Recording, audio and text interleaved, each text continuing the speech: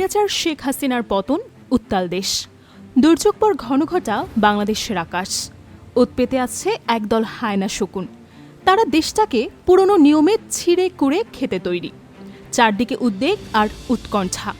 ঠিক তেমন এক সময়ে ডক্টর মোহাম্মদ ইউনূসকে সব রাজনৈতিক দলের সর্বসম্মতিক্রমে ক্ষমতা দেয় ছাত্র জনতা। তিনিও দেশের প্রয়োজনে হাত বাড়ান, একে একে সব আন্তর্জাতিক চাপ সামলে নেন। তবে ডক্টর ইউনূস ক্ষমতায় বসতে না বসতেই শুরু হয় আরেক চক্রান্ত। শোনা যায় একটা ভিন্ন সুর। হাসিনার গদি বাঁচাতে না পারা নরেন্দ্র মোদীর প্রশাসন এবার সুষ্ঠু, অবাধ ও গণতান্ত্রিক নির্বাচনের ধোঁয়া তুলতে শুরু করে। তারা নানা মাধ্যমে বলতে থাকে বাংলাদেশের অন্তর্বর্তী সরকারের জনম্যান্ডেট নেই, এই সরকার অনির্বাচিত। অথচ তারা ভুলে যায় কোটি মানুষের গণ অভ্যুত্থান, হাজারো মানুষের জীবন বিলানো পথ পেরিয়েই ডক্টর ইউনূসকে ক্ষমতা দিয়েছে ছাত্র জনতা। ডক্টর ইউনূস উড়ে এসে জুড়ে বসেনি, তাকে সমাদর করে জনতার ইচ্ছেতেই বসানো হয়েছে এই চেয়ারে। হাসিনার কথিত গণতান্ত্রিক ভোটের ম্যান্ডেট না থাকলেও কোটি মানুষের সমর্থনই ডক্টর ইউনূসকে দেশের ভার দিয়েছে। তাই এই সরকারকে অনির্বাচিত বলে হেয় করার কোনো উপায় আসলেই নেই। অন্তর্বর্তী সরকারের জনম্যান্ডেট নেই সে দাবি করাও ঠিক না। সরকারের কাজের সমালোচনা থাকতেই পারে, কিন্তু ম্যান্ডেট নেই বলে ছোট করার চেষ্টাকে দিল্লির ষড়যন্ত্র হিসেবেই দেখছেন অনেকে।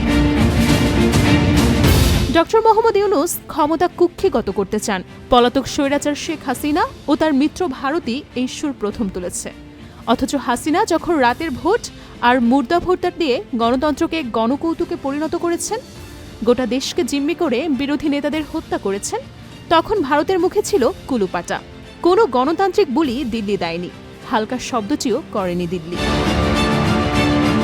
আর সেই প্রেক্ষাপট নিয়েই দিল্লিতে কথা বলেছেন বাংলাদেশের অন্তর্বর্তী সরকারের প্রধান উপদেষ্টা অধ্যাপক ডক্টর মোহাম্মদ ইউনূস। তিনি বলেছেন, ডিসেম্বরে জাতীয় নির্বাচন আয়োজনের জন্য প্রস্তুত সরকার। তবে রাজনৈতিক দলগুলোর দাবির পরিপ্রেক্ষিতে প্রয়োজন হলে আরও 6 মাস সময় নেওয়া যেতে পারে। সর্বোচ্চ আগামী জুনের মধ্যেই নির্বাচন সম্পন্ন করা হবে বলে জানিয়েছেন তিনি। বৃহস্পতিবার জাপানে আয়োজিত নিক্কেই ফোরামের উদ্বোধনী অনুষ্ঠানে প্রশ্নোত্তর পর্বে অংশ নিয়ে তিনি এসব কথা বলেন। ডক্টর মোহাম্মদ ইউনূস বলেন, আমি রাজনীতিবিদ নই, আমার কোনো রাজনৈতিক আকাঙ্ক্ষা নেই। আমার দায়িত্ব কেবল একটি অবাধ, সুষ্ঠু ও বিশ্বাসযোগ্য নির্বাচন আয়োজন করে নির্বাচিত প্রতিনিধিদের হাতে ক্ষমতা তুলে দেওয়া। তিনি আরও বলেন, সংস্কার নিয়ে যদি তাড়াহুড়ো না করে সময় নিয়ে কাজ করতে হয় তবে তা করতে প্রস্তুত অন্তর্বর্তী সরকার। তবে সেই সময়সীমা হবে সীমিত, সর্বোচ্চ আগামী জুন মাস পর্যন্ত। গণতান্ত্রিক রূপান্তরের প্রসঙ্গে ডক্টর মোহাম্মদ ইউনূস আরও বলেন, আমরা এমন একটি নির্বাচন আয়োজন করতে চাই যা সবার জন্য গ্রহণযোগ্য, অংশগ্রহণমূলক এবং বিশ্বস্ত। মানুষের ন্যায় বিচার, সমতা, স্বাধীনতা এবং মর্যাদা নিশ্চিত করতে একটি শক্তিশালী গণতন্ত্রের কোনো বিকল্প নেই। বাংলাদেশের প্রতিবেশী দুটো দেশের সাম্প্রতিক সীমান্ত সংঘাতের প্রসঙ্গ টেনে তিনি বলেন, যুদ্ধবিরতির জন্য দুই দেশের নেতাদের ধন্যবাদ জানাই।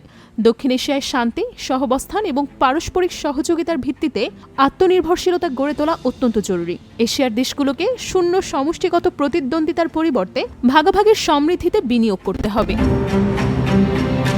ডক্টর মোহাম্মদ ইউনূসের এই বক্তব্যে বাংলাদেশের নির্বাচনী পরিস্থিতি ও আন্তর্জাতিক প্রেক্ষাপটে দেশের অবস্থান পরিষ্কারভাবে উঠে এসেছে বলে বিশ্লেষকরা মনে করছেন।